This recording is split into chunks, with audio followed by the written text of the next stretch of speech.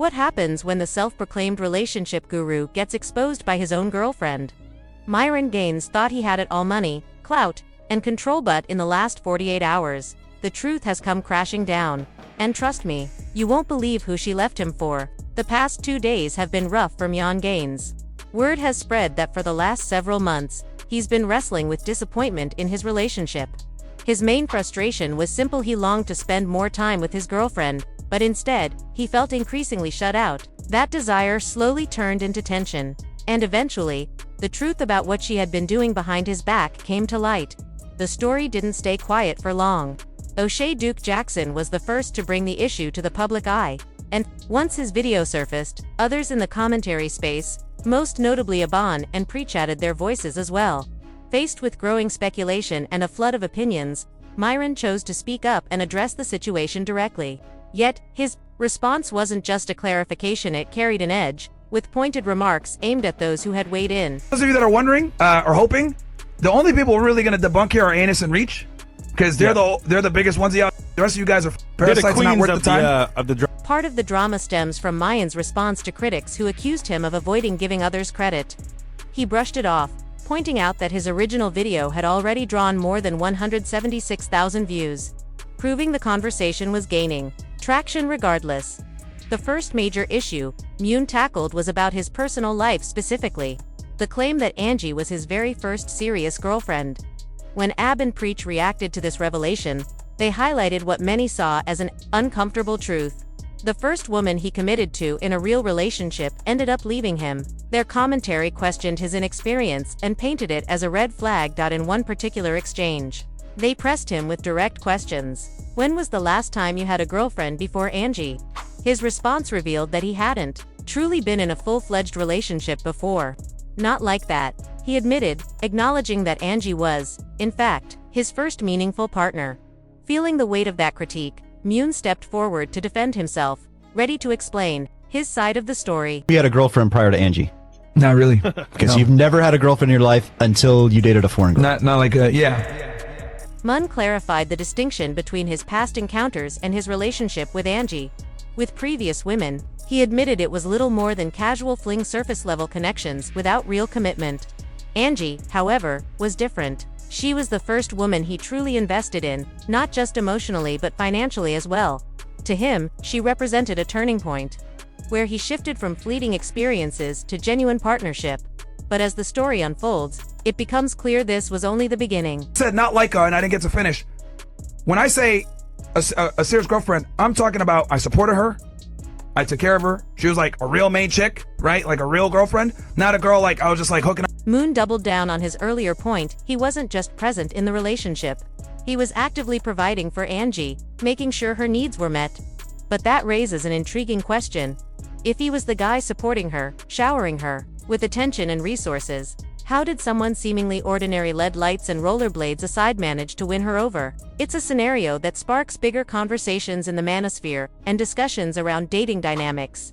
Money, fame, and clout may open doors, but they don't guarantee someone will stay. Attention, care, and genuine treatment often matter just as much, sometimes more. A person with little or nothing can still make a partner feel truly valued, appreciated, and happy, proving that financial status alone isn't the ultimate key to loyalty. Myron's frustration deepens when he recounts the logistics. While he was taking care of her in New York, she traveled to Orlando to see another man. This contradicts the narrative he had promoted about exclusivity and control. It wasn't about casual boasting anymore, it was about a disconnect between expectation and reality. How do you provide, protect, and invest in someone, only to have them step outside that bond? That's the core tension he's grappling with. Oh, look, he's admitting that he's never had a girlfriend before. But I'm telling you guys, like, you guys have seen girls on the stream before that I've dealt with. But when it comes to that context, what I'm saying is a girl that I'm supporting. Yes. That I'm being a provider for. Angie was the... Now the story gets even messier. Myron claims that he and Angie haven't really been together for most of the year. Sounds straightforward until you look at the timeline. If that were true, why did he post a clip featuring her on May 13th? It raises an obvious question.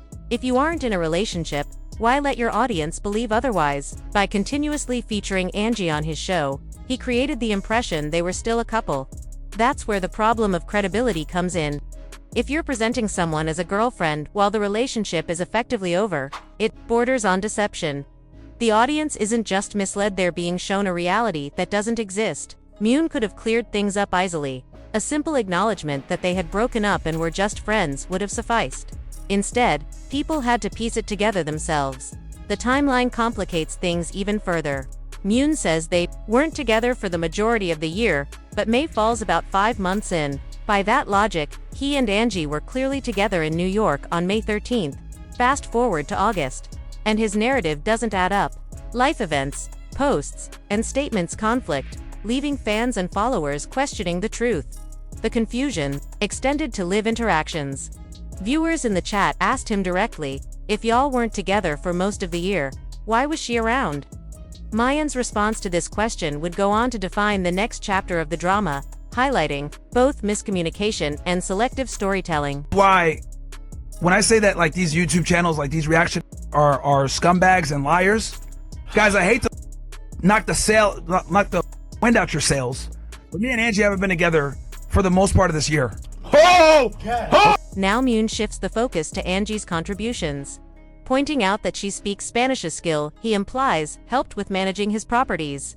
According to him, she helped with tasks like cleaning, paying bills, checking on tenants, and even taking care of his dog. He frames it as a natural extension of their relationship, especially since they were no longer together, making it harder to delegate these duties elsewhere. But here's the catch. If you really own multiple homes, aren't there professional ways to handle these responsibilities? Property managers exist for exactly this reason. They pay bills, check on tenants, and maintain the property. So why involve a partner in such labor? It begins to look less like appreciation and more like exploitation. Critics point out a deeper issue. Angie, as an immigrant, seems to have been put in a position where she handled tasks most would expect a hired professional to manage. Many argue that this dynamic would never happen with an American girlfriend. The implication is uncomfortable, rather than empowering her. She was effectively doing work that someone else could have been paid to do, raising questions about fairness and intent. On top of that, the narrative Myron offers includes another layer of drama. Angie endured significant stress from being associated with him publicly. Fans and strangers stalked her, creating a hostile environment that added to the pressure of her responsibilities in his life. She did a lot of things behind the scenes for me, guys. And obviously, I had to slowly kind of start moving these duties over to other people. Yeah. So that's not going to happen overnight, especially, and she would also make sure my bills were paid for my properties. Guys, maintaining 20 properties and making sure the water bills are paid for each, making sure that the electric bill is paid for each, making sure that you're collecting rent from everybody on time, and that people are delinquent following up. Bro, that's an enormous amount of... Being Myron's girlfriend and being introduced to the fresh and fit audience came with its fair share of backlash. And that much is undeniable. But if that were the full story, why did Myron consistently reference Angie in debates and discussions, boasting as if their relationship were untouchable? Suddenly, when things fell apart, he began hiding the truth, creating contradictions that didn't sit well with viewers, fans, and commentators. Like Ab and Preach noticed this inconsistency. They pointed out that when the couple was together, Myron was constantly bragging about Ira, but the moment the relationship deteriorated, he refused to acknowledge it. This is a familiar dynamic in content creation. Exposing a partner publicly can invite trolling and harassment. If Myron truly cared about Angie, he wouldn't have put her in the spotlight, sharing controversial moments on podcasts or social media, leaving her vulnerable to public scrutiny. The problem intensified once she moved on, likely finding happiness with someone from her own community. Suddenly, Myron no longer had control over the narrative, and he avoided addressing it until external pressure forced his hand. The reality for many observers is stark. Myron comes across as disingenuous, a relationship fraud. He lost a woman who had invested time, effort, and care into him, to someone seemingly ordinary. A guy with LED rollerblades, no less. Critics have repeatedly highlighted a fundamental imbalance in the responsibilities within Myron's relationship with Angie. From the outside, it may have appeared that she was simply a supportive partner, helping out where needed, but the reality is far more complex and, some would argue, troubling. Angie didn't just perform the small, everyday gestures of care that partners often do in a healthy relationship. She cooked meals, cleaned his spaces, managed or checked on properties, and tended to responsibilities that, in most cases, could have been delegated to professionals. Property management, for example, is a service designed precisely to handle these tasks, paying bills, ensuring the upkeep of rentals, and checking in with tenants. For someone of Myron's claimed financial standing, hiring a property manager would have been a simple and reasonable solution. Yet, instead of leveraging professional resources, he placed the burden of these obligations on Angie. This setup raises uncomfortable questions about the dynamics of power, gender, and control in their relationship. While contributing to a partnership is not inherently exploitative, there's a distinct line when one partner is effectively substituting labor that could and arguably should be outsourced to someone being compensated. It becomes an ethical concern when the labor falls disproportionately on one partner, especially when that person's contributions are crucial to the other partner's comfort or public image. Angie's efforts went beyond the usual bounds of partnership. She was performing tasks that sustained both his personal and professional life. And, in many ways, she was filling roles that required financial compensation or professional skill. Furthermore, the imbalance was compounded by emotional neglect. While Angie provided labor and support, Myron reportedly engaged in infidelity, demonstrating a lack of emotional reciprocity. The combination of physical, emotional, and logistical neglect paints a picture of a relationship where one partner's contributions were underappreciated and, at times, taken for granted. The core issue is not that Angie contributed, it's that she contributed in a context where her efforts were neither fully acknowledged nor fairly balanced. When a partner's labor and emotional investment are not respected, the relationship dynamic becomes exploitative rather than symbiotic.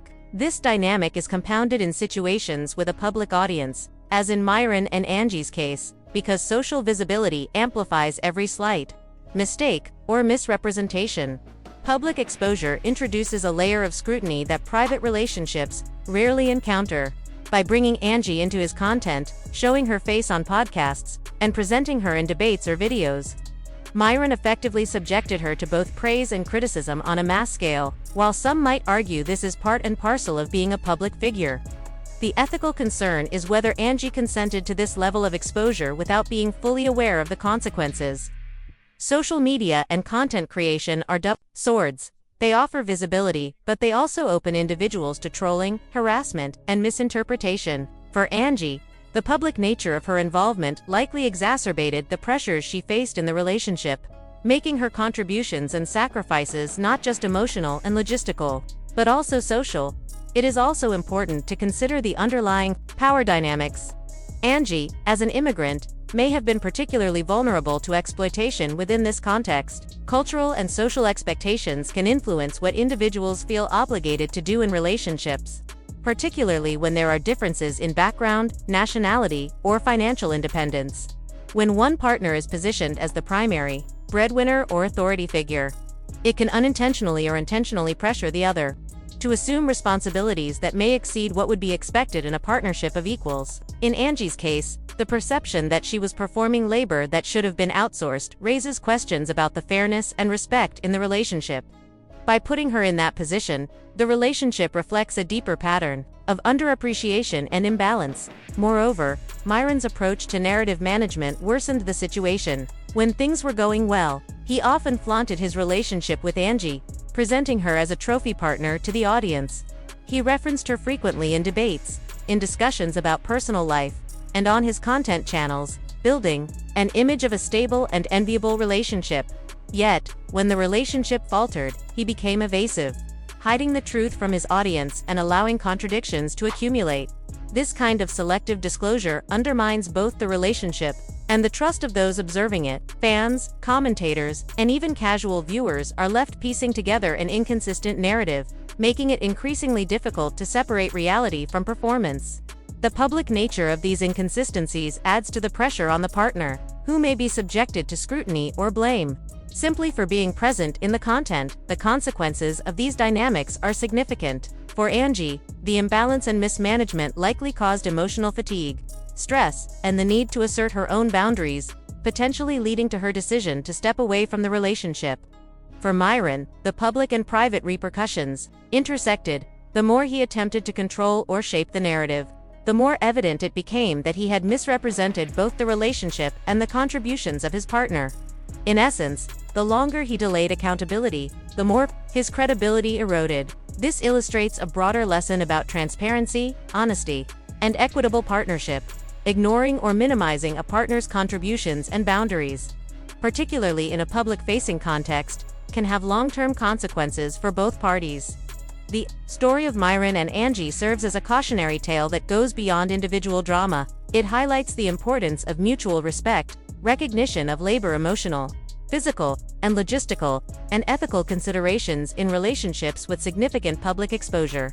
It also underscores the responsibility that comes with influence. When content creators involve partners in public content, they are not merely entertaining, they are shaping perceptions and potentially subjecting those partners to social pressures and risks. Relationships, even in public spheres, require ethical consideration, reciprocity, and care. Ultimately, Myron's narrative demonstrates how easily personal shortcomings, neglect, underappreciation, and misrepresentation can become magnified. When played out in public, the more he attempted to control the story, the more apparent it became that he had mismanaged both the private and public aspects of the relationship. Angie's contributions, both laborious and emotional, were significant, yet they were met with inconsistency, selective acknowledgement, and at times, exploitation. This creates a portrait of a relationship marked by imbalance, unreciprocated effort, and ethical ambiguity, offering a clear lesson on the importance of fairness, communication, and genuine partnership. For Myron, the long-term consequences, clear. The narrative he attempted to manage exposes a pattern of misrepresentation, and the public, having witnessed the inconsistencies, now views him as someone who failed to maintain honesty, respect, and accountability in a relationship. This story is a reminder that public figures must navigate relationships thoughtfully, recognizing that personal choices, ethical conduct, and transparency all carry weight both privately and in the court of public opinion. In summary, the tale of Myron and Angie is more than just drama for entertainment. It is an intricate case study in relationship ethics, public accountability, and the dangers of exploiting imbalance for personal convenience. It shows how neglect, selective disclosure, and lack of appreciation can dismantle a relationship, no matter the resources or visibility involved. And it highlights a universal truth: respect, reciprocity, and honesty are not optional. They are foundational, whether in private life or under the unrelenting gaze of a public audience. Two fellas, is pure pain for Myron. And to still be there for 3 years after that is tough. Yeah, she dealt with a lot, Harassed, stalked. Bro, that's some real shit, bro. Bro, she dealt with a lot, man. She dealt with a lot. So the reason why I did a lot of this behind the scenes was to protect her, bro. Yeah. And with that, your boy O'Shea Duke Jackson signs off once again on another episode of Celebrity Junk, encouraging viewers to reflect on the complexities of relationships, respect, and accountability in both public and private spheres. Thanks for tuning in, subscribe, ring the bell, and stay tuned for more episodes dissecting the intersection of personal life and public persona.